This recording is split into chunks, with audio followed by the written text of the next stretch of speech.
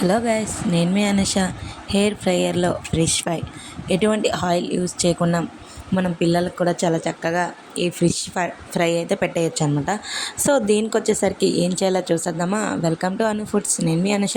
నా ఛానల్ని first time చూసినట్టయితే ప్లీజ్ సబ్స్క్రైబ్. ముందుగా ఒక గిన్నె తీసేసుకొని అందులో కొంచెం అల్లం వెల్లుల్లి పేస్ట్, తర్వాత కొంచెం కారం, కొంచెం పసుపు, కొంచెం మిరియాల పొడి, కొంచెం ఉప్పు వేసేసుకొని బాగా కలుపుకోండి.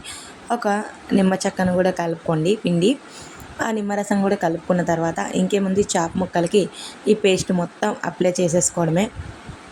మొత్తం చాప ముక్కలన్నిటికీ పేస్ట్ అప్లై చేసుకున్న తర్వాత ఈ ముక్కలన్నిటి మీద కొంచెం ఆయిల్ అయితే స్ప్రెడ్ చేసేయండి, లేదంటే స్కిప్ చేసేయండి.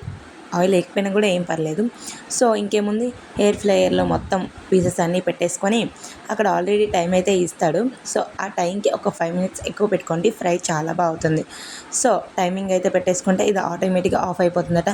ఇది చాలా బాగా యూజ్ అవుతుంది. నన్ను అడిగితే ఆయిల్ ఫుడ్ తినని అనుకునే వాళ్ళకి ఇదో బెస్ట్ ఐటమ్. నన్ను అడిగితే చాలా అంటే చాలా బాగుంది.